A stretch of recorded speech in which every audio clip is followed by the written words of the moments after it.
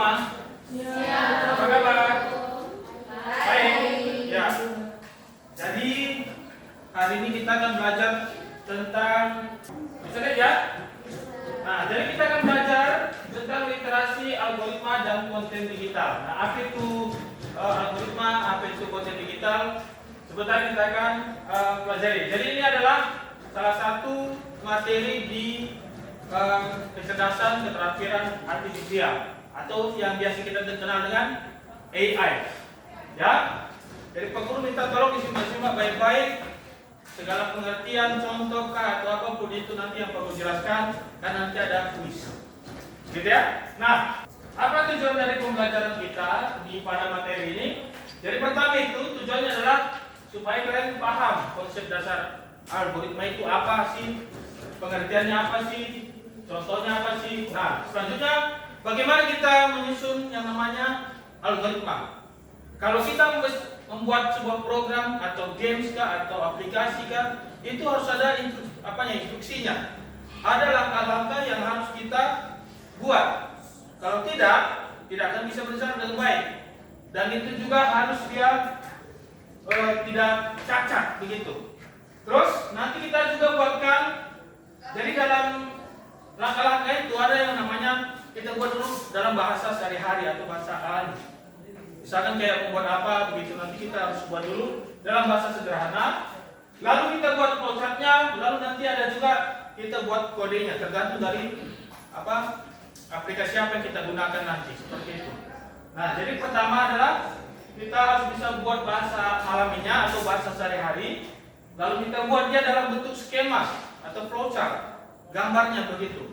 Terus kita mengenali berbagai jenis konten digital serta dampaknya. Dampak itu ada positif, ada negatif. Kita juga akan belajar di situ. Terus kita juga akan mengembangkan keterampilan berpikir kritis dalam membuat dan memilah konten digital. Kalau kita sekarang misalkan lihat di media sosial, itu banyak sekali kan sekarang produk-produk yang ini sebenarnya asli atau tidak. Ya begitu toh? Kayak tadi foto yang pertama Pak Guru itu sebenarnya asli atau tidak? Asli kira-kira atau tidak? Tidak, karena itu hasil polesan sebenarnya. Nah, setelah itu bagaimana kita menerapkan prinsip etis, kreatif, bertanggung jawab dalam membuat konten digital. Jadi sekarang itu banyak sekali orang dia bikin konten ini, video ini, tapi kadang palsu, hoax. Sering lihat toh? Tidak betul. Itu yang bikin gaduh kita punya negara ini. Supaya apa? Supaya kalian juga paham, mengerti bagaimana bijak dalam bersosial media contohnya. Karena apapun itu, konten itu biasanya ada juga kaitannya dengan media sosial. Nah, lanjut, itu tujuan pembelajaran kita ya. Di sini ada konsep kan ada dua tadi yang kita mau pelajari. Yang pertama adalah algoritma, terus ada konten digital. Algoritma. Jadi algoritma itu definisi secara singkatnya, sederhananya itu urutan langkah-langkah logis yang masuk akal, ya, untuk menyelesaikan sebuah masalah. Jadi kalau kita ada punya masalah ini bukan masalah tentang pribadi saja. Pokoknya sesuatu yang harus diselesaikan itu disebutkan dengan masalah. Nah, contohnya lihat di situ. Membuat mie instan ini adalah sebuah permasalahan. Nah, jadi masalah itu bukan berarti harus yang sesuatu yang bikin beban pikiran, bukan seperti itu ya. Membuat mie instan. Nah, terus dalam algoritma itu ada namanya bentuk penyajiannya. Ada 3. Yang pertama bahasa alami. Contohnya kan kalau kita mau masak instan, pertama-tama buka bungkusnya. Pernahkah tidak waktu buka beli mie instan, di belakangnya itu kan ada petunjuk toh? Petunjuk memasak. Nah, itu adalah bahasa alami. Instruksinya yang dituliskan dengan bahasa sehari-hari seperti itu. Terus flowchart itu diagram atau gambar yang nanti disusun ada dengan simbol-simbol tertentu yang istilahnya ini menentukan ini adalah sebuah pertanyaan, ini adalah sebuah masukan, seperti itu. Nanti kita akan lihat.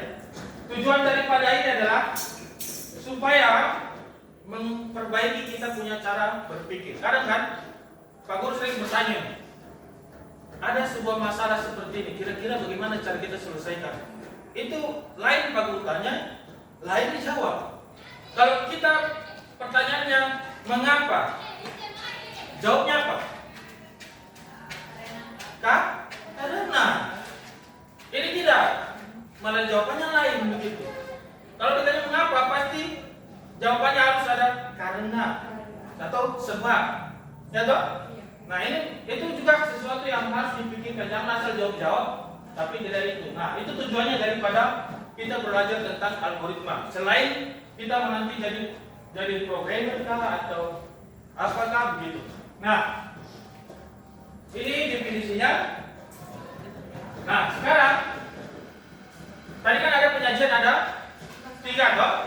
Yang pertama bahasa alami, kedua flowchart, ketiga. Nah di sini kita akan belajar yang 2 ini dulu. Ya, kalau yang ini kalau belum bisa akan kesulitan nanti di bagian terakhir itu. Artinya pengaplikasiannya ke dalam bentuk elektronik atau digital.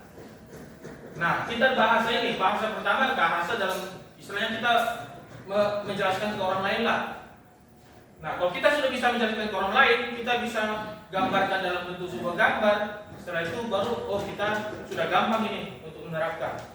Kalau kita menjelaskan ke orang lain saja susah, bagaimana kita menjelaskan ke komputer? Kan seperti itu. Ya toh? Nah, contoh tadi kasus kita adalah kegiatannya adalah membuat mie instan. Nah, yang pertama apa? Siapkan alat dan bahan. Siapkan.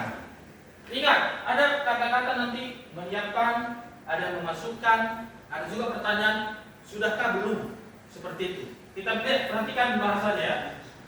Siapkan alat dan bahan. Urutannya sesuai. Kalau misalkan suruh orang lain yang mungkin tidak pernah ini, pasti dia bisa mengerjakannya. Lalu apa? Masukkan air ke dalam panci.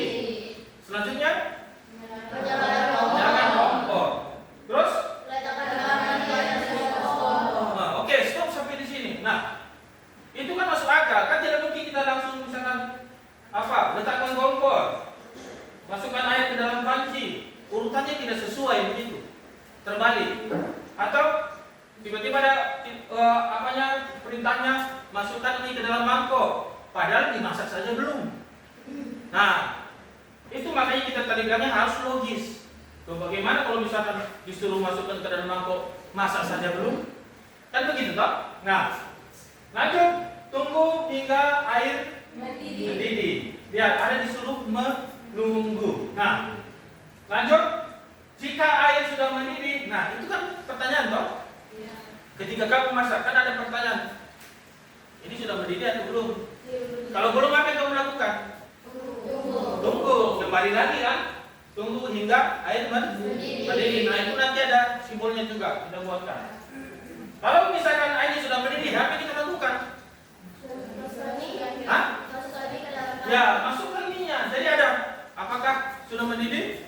Jika belum, berarti kita tetap tunggu. Kalau sudah, lanjut, ya toh? Lanjut ke bawah. Terus aduk dan tunggu hingga matang. Ada pertanyaan lagi. Jika sudah matang, matikan kompor, tuang mie ke dalam mangkok. Jadi lihat dulu, apakah sudah matang? Kalau belum berarti tunggu dulu. Jangan tuang. Nah, ada disuruh proses menunggu. Kalau sudah berarti lanjut ke tahap berikutnya. Setelah itu masukkan bumbu ke dalam mangkok, lalu aduk hingga merata. Jika sudah merata, siap seketika. Jika belum, tetap aduk terus. Jadi dia kembali lagi ke poin sebelumnya begitu. Ya toh? Nah, ibaratnya kalau kita bilang ujian kalau belum lulus, remedial, ujian ulang. Kan begitu. Nah, ini adalah contoh langkah-langkah dengan bahasa alaminya. Nah, bagaimana dengan yang namanya tadi flowchart? Aku tidak tahu, saya sudah pernah lihat ini dulu.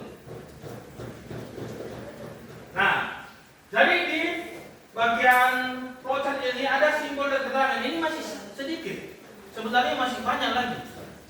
Nah, ini hanya karena kan masih kalian di tahap PASD, SMP, ini memang hanya yang sedikit ini, yang paling gampang. Yang pertama itu adalah ada namanya terminal. Nanti kita gambarkan itu dia sebagai start awal. Kita memulai kegiatan tadi. Nah, dia sebagai menunjukkan awal, nanti tulisannya mulai. Terus dia sebagai akhir. Jadi kalau sudah mulai, nanti terakhirnya di bawah selesai. Begitu. Terus yang kedua, input atau output. Jadi maksudnya itu gambar yang kalau kamu nanti membuat gambar ini, itu fungsinya apa? Untuk menyatakan proses input atau output. Jadi kayak tadi contoh, masukkan mie ke dalam panci, atau masukkan air. Nah, perintah itu nanti kita masukkan di gambar seperti itu, harus di gambar itu. Karena itu akan membedakan dengan simbol yang lain, dengan perintah yang lain. Terus ada proses, menyatakan suatu tindakan atau proses yang dilakukan. Contohnya kayak tadi, nyalakan api atau aduk hingga merata. Itu kan sebuah perintah atau aktivitas yang dilakukan toh, tapi dia tidak ada memasukkan sesuatu, hanya perintahnya saja. Nah, itu nanti gambarnya harus pakai persegi panjang. Ya, menuliskannya. Jadi sebenarnya nanti dia seperti hanya kembali lagi begitu. Terus ada preparation. Jadi itu digunakan untuk menyiapkan kebutuhan. Jadi kalau tadi yang pertama sekali pasti ada di dalam siapkan alat dan bahannya kan. Misalkan nanti kalian bikin apa lah, misalkan kopi kah, berarti siapkan kopi ya toh. Kalau nanti misalkan siapkan bikin susu, berarti siapkan susu, gelas dan segala macam. Terus yang terakhir itu ada decision, menunjukkan pada suatu kondisi yang menghasilkan dua kemungkinan, ya atau tidak. Sudahkah atau belum? Di mana? Di tadi dia tanya apa? Apakah sudah mendidih?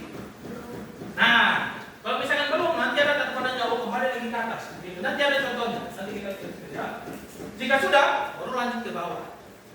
Nah, jadi itu kalau ada pertanyaan, ada sebuah pertanyaan di dalam instruksi yang bahasa alami tadi, itu kalau kita masukkan di kotak itu. Pertanyaan apa? Sudah matangkah? Atau sudah rata? Atau sudah mendidih? Kan ada 3 tadi toh. Nah, nanti prakteknya ada lagi bahasa yang lain. Terus ada flow, itu nanti hanya gambar panah untuk alurnya. Bagaimana selanjutnya dia pergi? Seperti itu. Nah, dari bahasa yang alami tadi, kita bentuk dia ke dalam flowchart. Kita harus kenal dulu ini. Ya, kita harus kenal dulu simbol-simbol ini. Ini hanya bagian kecil. Karena yang kita butuhkan hanya ini untuk membuat yang tadi. Nah, contoh. Ini alurnya seperti ini ya. Kenapa Pak Guru bikin ini? Karena tidak muat. Tapi kita akan nanti ke bawah. Jadi dari sini, ini turun ke bawah. Lihat panah jadi supaya tentu turun ke bawah, itu juga turun ke bawah. Hanya saja karena tidak muat, jadi Pak Guru bikin dia ke samping saja begitu. Tidak apa-apa. Nah, kita mulai. Lihat gambar atau simbolnya ada segi 6 toh. Itu tadi menandakan apa? Apa? Nah, fokus kembalikan. Digunakan menyiapkan. Siapkan dulu apa yang kita butuhkan. Begitu. Setelah itu bahasa alami yang tadi apa? Setelah kita siapkan alat bahan apa? Setelah kita siapkan tadi alat dan bahan, kita siapkan alat dan bahan. Berarti kita pakai apa tadi? Gambar segi 6. Sekarang masukkan air ke dalam panci. Berarti kita pakai simbol apa? Itu menyatakan proses input dan output. Kita pakai gambar yang itu. Setelah itu apa lagi? Nyalakan kompor. Nyalakan kompor itu ada memasukkan sesuatu atau tidak? Tidak ada toh, berarti pakai yang mana? Persegi panjang atau segi 4. Nah, lanjut. Tunggu hingga air mendidih. Oh, letakkan panci. Itu berarti sama dengan yang persegi 4. Nah, selanjutnya dia bilang apa itu? Tunggu hingga air mendidih. Nah, tunggu hingga air mendidih itu masih dalam proses. Dia masih disuruh untuk menunggu. Nah, kapan kita pakai segitiganya? Di sini ada pertanyaan. Jika air sudah mendidih. Jika air sudah mendidih itu masukkan di. Kita sampai terakhir. Aduk hingga merata. Berarti itu sebuah proses. Pertanyaan lagi, jika sudah merata, itu pertanyaan toh? Berarti apakah dia sudah merata? Belum. Nah, atau sudah? Berarti itu nanti pakai yang tadi juga. Ini. Yang gambar layang layar ya. Nah, terakhir baru kalau dia bang, jika sudah merata, mie siap disajikan. Jadi mie nya sudah siap disajikan. Berarti itu pakai persegi panjang. Nah, perhatikan. Coba sesuai apa dibaca. Perhatikan dengan baik. Nah, contoh di bagian persegi panjang.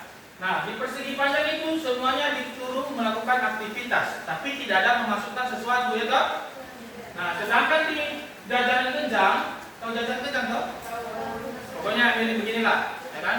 Kayak rumah ditiup angin dah begitu toh? Nah, itu disuruh apa? Masukkan. Atau kalau biasa juga ada juga keluarkan ampasnya atau keluarkan sarinya. Itu kan juga sesuatu yang mengeluarkan atau dimasukkan. Nah, itu kamu boleh pakai jajar genjang. Kalau cuma aktivitas, pakai saja persegi panjang. Terus, tadi kan ada tunggu hingga air mendidih. Nah, terus bertanya kan, apakah dia sudah mendidih? Misalkan contoh belum. Jadi belum toh? Nah, dia kembali lagi ke atas. Harus tunggu dulu dia mendidih. Jadi programnya seperti itu. Nah, kalau sudah mendidih, baru dia lanjut. Baru dia lanjut ke bawah. Sebenarnya ini ke bawah ya, ke bawah kita bikin nanti. Kita bikin panjang nanti ke bawah. Nah, aduk hingga merata sampai matang. Apakah sudah matang atau belum? Ada pertanyaan bang? Kalau belum, kembali ke atas. Tunggu sampai matang. Kalau sudah baru turun ke bawah. Dan seterusnya sampai disajikan. Kita masuk ke materi selanjutnya tadi. Literasi konten digital. Yang pertama, jadi kalau konten digital itu ada berbagai macam. Ya, yang pertama, konten digital adalah segala bentuk informasi yang disajikan. Disajikan itu bukan makanan saja ya. Ya, maksudnya dipertontonkan atau diperdengarkan, itu namanya disajikan. Disimpan, dibagikan dalam format digital. Ingat, digital. Artinya di mana? Bisa jadi di laptop kah, atau di internet, atau di media sosial. Seperti komputer, smartphone, atau internet. Nah, ada juga informasi yang ditempelkan di koran. Apakah itu bentuk digital? Tidak. Nah, jadi ini semua yang dimasukkan dalam komputer, smartphone, atau internet. Pokoknya perangkat digital. Selain daripada itu bukan konten digital. Ya, itu definisinya ya. Ingat, definisi konten digital, segala bentuk informasi yang disajikan atau diberikan, diperdengarkan, segala macam. Dalam bentuk apapun itu, ya video kan nanti atau apakah, begitu. Jadi, bagikan dalam perangkat elektronik. Nah, komputer, smartphone, atau internet itu luas. Ada media sosial, atau YouTube, ada website, blog, dan lain-lain. Nah, selanjutnya, bentuk-bentuk konten digital. Yang pertama, ada bentuk kontennya itu berupa teks. Kalian pasti sudah tahu website toh? Website, atau pernah dengar kata blog? Pernah. Nah, jadi sebelum ada sosial media, dulu orang bikin surat, itu dia bikin blog. Nanti blog apa dikunjungi, begitu, diikutin. Dia punya website sendiri pribadi, entah dia mau berbagi puisi kah, entah mau berbagi cerita. Nah, itu kalau dia bentuknya teks. Jadi bentuk-bentuk konten itu ada teks, terus ada gambar, entah itu poster kah, foto kah, atau baliho, bukan baliho.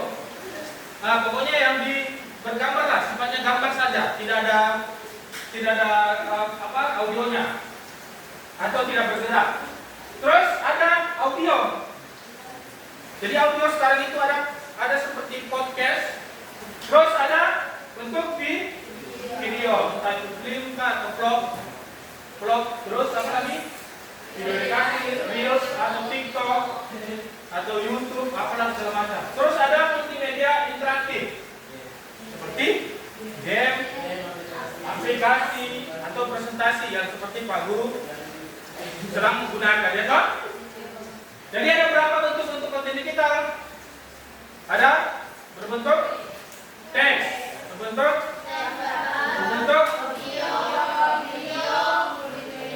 nah ini ada 5 ya. Ada ciri-ciri konten digital yang baik. Yang pertama apa? Nah, informatif itu maksudnya adalah dia memberikan informasi atau pengetahuan yang jelas, ya, dan benar begitu, dan akurat. Selanjutnya akurat ya, akurat. Terus ada juga yang menarik. Nah, menarik. Mungkin dia kayak tadi, misalkan yang foto ya, atau poster-poster. Gambarnya menarik, pengaturan warnanya benar, begitu. Terus bermanfaat. Ada sesuatu yang informasi yang bermanfaat. Misalkan contoh, informasi dibuka pendaftaran bintang sobat SMP. Itu kan sebuah informasi. Dan sesuai etika digital. Nah, ini dia yang harus juga kalian pahami. Jadi kalau misalkan kita membuat sebuah konten, pertama yang kita paling harus sekarang jaga ada yang namanya etika. Jadi etika itu bukan hanya untuk kita punya kelakuan sehari-hari, tidak. Kamu menggunakan konten orang lain, contoh, misalkan kamu bikin video YouTube, kamu ambil gambarnya sebagian dari YouTube, itu wajib kamu cantum sumbernya. Nah, terus dan tidak mengandung unsur hoax. Ini yang paling bahaya. Isu ini sudah pernah kemarin terjadi yang paling bikin seru itu apa? Hah? Kenapa? Nah, bayangkan. Informasi kenapa itu bisa-bisanya itu bisa menipu satu serui. Nah, siapa yang bertanggung jawab? Tidak ada. Akibatnya apa? Kita rugi. Nah, itu Pak, tidak boleh. Jangan gunakan media untuk melakukan hal yang mengandung hoax. Ini ya, coba lagi ciri-cirinya: informatif, akurat, menarik, bermanfaat, sesuai etika. Nah, terakhir. Jadi ada dampak konten digital. Itu ada 2, negatif dan positif. Nah, dampak positif, kita bicara positif dulu. Yang pertama, akses informasi kita gampang. Baru satu klik di info kejadian serui, orang di Yobi sana sudah tahu.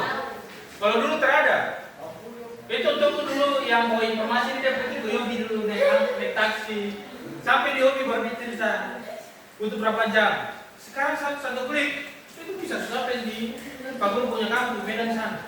Kita lebih gampang mendapatkan informasi. Kedua, sarana edukasi. Nah, kalian belajar, bahkan kalian tidak perlu buku pun sebenarnya. Terus apa? Komunikasi dan kolaborasi. Dulu, Pak Guru kalau mau telepon orang tua ke kampung, itu bicara mama suka makan siang Kak, 2.000 hadis. 2.000 rupiah. Pulsa biasa ini. Oh ya, ini pulsa tiba-tiba HP sudah bunyi. Titit, pulsa sudah habis. Belum ada bicara 1 menit. Tapi sekarang bagaimana? Mau begini sampai 1 hari full juga tidak ada masalah. Ya toh? Nah itu sekarang keuntungannya. Terus apa lagi? Perkembangan kreativitas. Kalau dulu orang harus belajar aplikasi itu sampai setengah mati. Tapi sekarang nanti kita akan belajar juga itu bagaimana membuat misalnya poster. Gampang menggunakan Canva sekarang. Kalau kita mau bikin foto itu dulu kita harus pergi ke fotokopian. Tukang foto. Saya mau foto ukuran ini segala macam. Sekarang kamu pun bisa. Ya? Tidak perlu kamu pergi bayar 50.000 ke tempat tukang foto, kamu bisa bikin sendiri. Peluang ekonomi, ini yang Pak Guru juga sering gembor-gembor ke kalian. Kenapa? Pak Guru sudah rasakan. Pak Guru punya YouTube. Pak Guru juga bikin konten berjualan di TikTok. Peluang ekonomi sebenarnya besar sekali kalau kamu bisa manfaatkan dengan baik. Nah, tapi di balik dampak positif ada dampak negatif. Nah, dampak negatif banyak bahan hoax. Ini sekali paling banyak sekali sekarang ya. Terus kecanduan media digital ya, main game. Nah, itu juga hati-hati ya. Kecanduan itu berlebihan membuat kamu jadi malas. Nah, terus konten negatif dan tidak layak, ini juga hati-hati. Terus perundungan, ini juga komentar-komentar juga karena biasa banyak sekali. Terus privasi dan keamanan data. Nah, jangan sekali-sekali kamu foto-foto kalian punya entah nanti, oh saya pun sudah bikin KTP dalam foto. Jangan. Ini aku kasih tahu supaya nanti kamu juga ingatkan ke orang tua. Misalkan nih, siapa? Meti misalkan mah, contoh, atau Messi tiba-tiba juara 1, difoto sama mamanya, ya kan? Diupload di media sosial, datamu, tanggal lahir, itu bisa dia login ke aplikasi. Itu. Nah itu ya, jadi itu saja kita punya materi. Nah sekarang kita fokus di sini. Nah, Pak Guru punya LKPD. Ini kalian satu kelompok ya. Jadi Pak Guru bagikan. Oke, siap ya? Kelompok 1, kelompok 2. Nah, perhatikan. Kelompok 1, kalian punya masalah adalah atau kegiatan kalian adalah membuat teh manis. Teh manis hangat. Ya, teh manis hangat. Jadi tidak perlu es batu. Oke? Kelompok kedua, tugas kalian adalah membuat kopi susu. Oke? Sudah? Jadi setiap kelompok punya masing-masing toh. Nah, tugas kalian adalah yang pertama, ada tadi yang lembar ini, ada 2 lembar yang aku kasih tadi yang terpisah. Yang pertama ada bentuk penyajian bahasa Nah, bahasa alami itu yang ini lah. Nah, Pak Guru kasih tahu dulu ya. Jadi silahkan kalian buat diskusi, satu orang menulis buatan bahasa alaminya. Bahasa alaminya apa?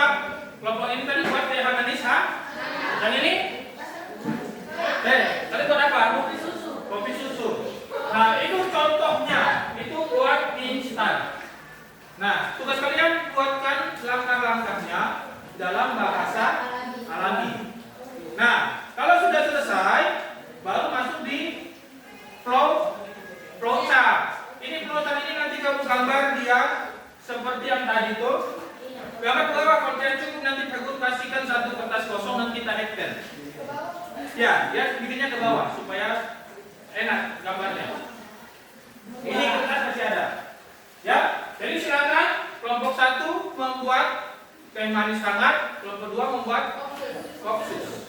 Jadi kalau misalkan kurang nanti flowchartnya gambarnya lanjut ke bawah. Nanti kita gabung lagi, kita ikat nanti.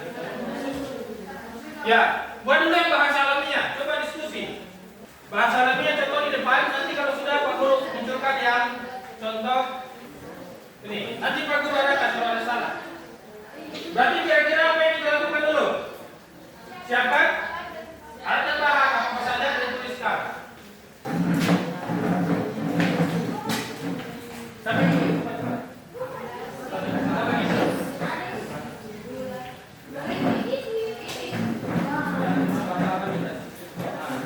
apa yang pertamanya? Itu tadi di depan itu. Tapi harus sesuai. Kalau ada pertanyaan dia, apakah misalkan contoh tunggu sampai air panas atau aduk hingga merata, apakah sudah merata? Boleh pakai.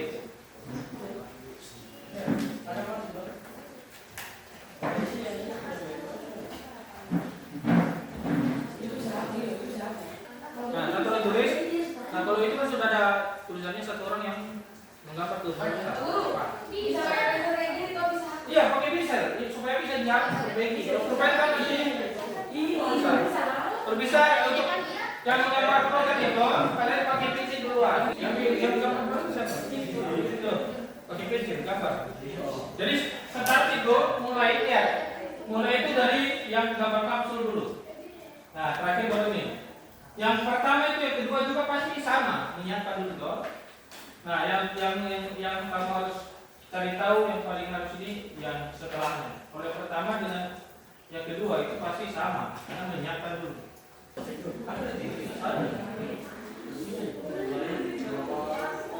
Kurang apa sih?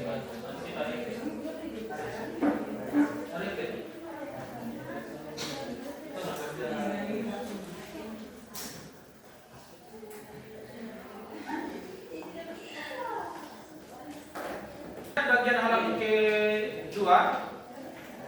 Nah, kalian bisa kerjakan yang itu. Itu tentang literasi konten digital.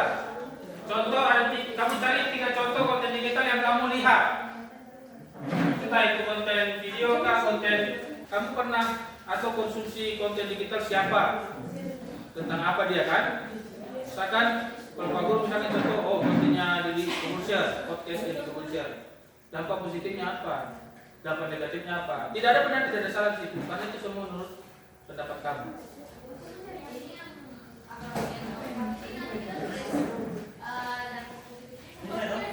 Iya, jadi jenis kontennya apa? Misalkan video podcast, contoh. Nah, siapa lah begitu. Terus apa dampak positifnya? Mulai kalau bilang tidak ada. Kalau ada ya ada. Resikonya apa? Di konten digital apa yang kamu mau? Terus kamu maksudnya jelaskan apa positifnya menurut kamu? Negatifnya apa? Kalau tidak ada ya sudah terus tidak ada. Sekarang siapkan HP-nya. Sekarang siapkan HP yang dari sini. Boleh berapat di sini karena soalnya di sini. Siap kan?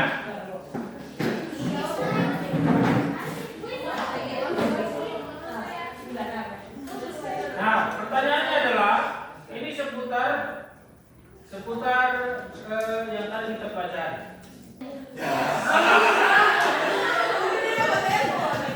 Siap? Nah, siap? Urutan kata-kata logis untuk menyelesaikan masalah. Nah, disebut apa? Jawabannya apakah paradigma, algoritma? Nah, kasih jawab. Warna hijau di situ jawab berarti jangan warna hijau. Dapat Pak? Masih bisa dikejar. Berikutnya, siap? Siap? Siap di sini. Jangan bukan yang lain lagi sekarang. Benar atau salah? Nah, adalah diagram alur yang dibuat untuk menyajikan algoritma dalam bentuk tertentu. Nah, apakah benar atau salah? Ingat kata kuncinya adalah diagram atau alur. Diagram. Benar atau salah? Kalau benar tekan biru, kalau salah tekan merah.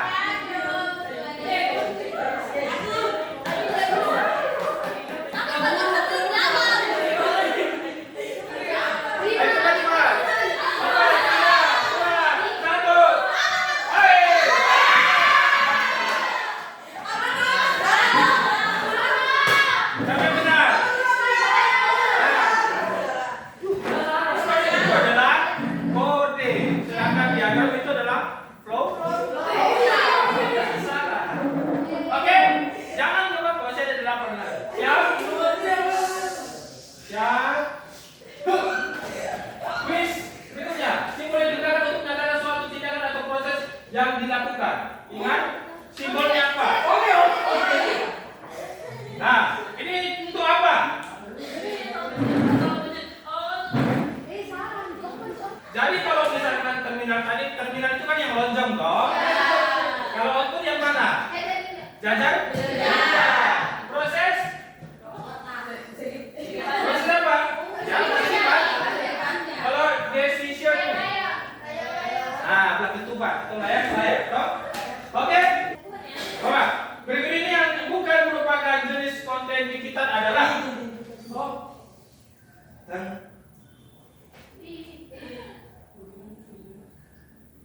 Ayo. Jangan bersuara nanti dia lain dengar.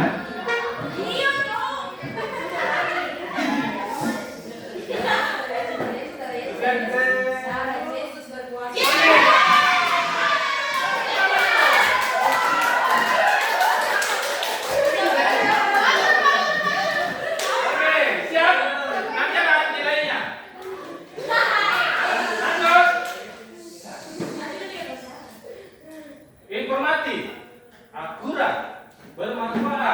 sesuai dengan etika. Keempat pernyataan ini merupakan ayo.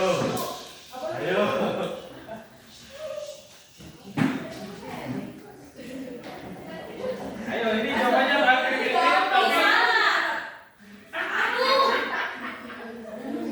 ayo.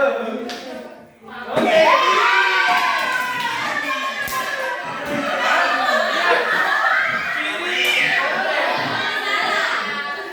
Kalau jenis konten ada teks, ada gambar, video. Itu jenis. Dampak positif apa? Ada apa? Informasi, ya kan? Terus next, siap? Langsung lagi.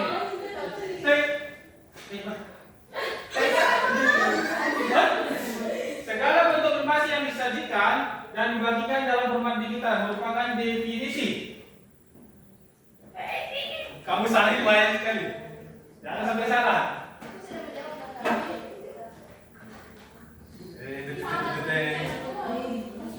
Ada yang salah, kurang nilai.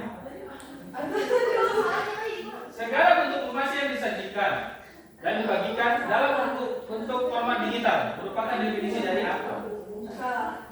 5.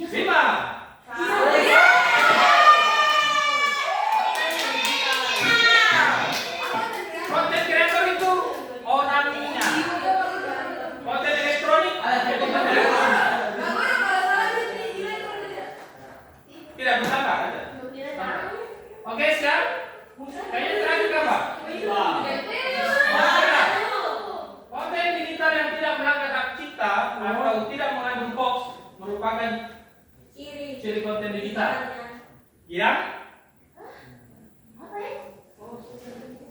bermanfaat, menarik, informatif, sesuai etika. Ingat, kata kuncinya adalah tidak melanggar hak cipta.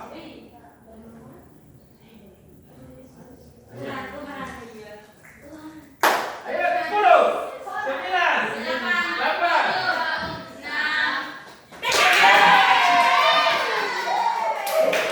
Oke, kita lihat hasilnya.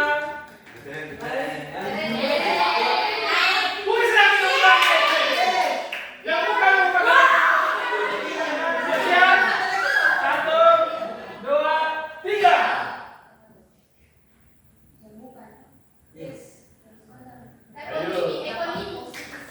Ekonomi dan ekonomi.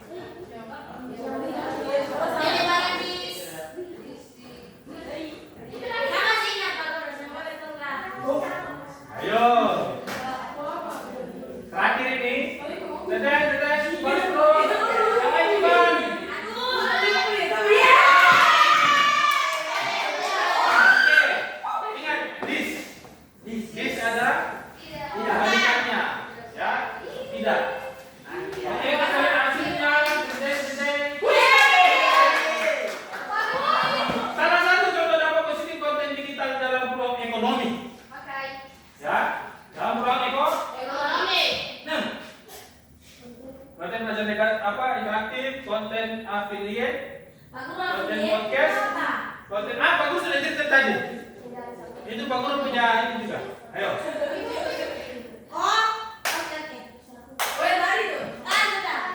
Ingat ya, jawaban benar dan cepat itu yang dihitung oleh dia. Oke, baik, kita lihat hasilnya. Kuis lagi. Bisa audio. Kita lihat siapa yang juara. Pertama, mendapatkan 25.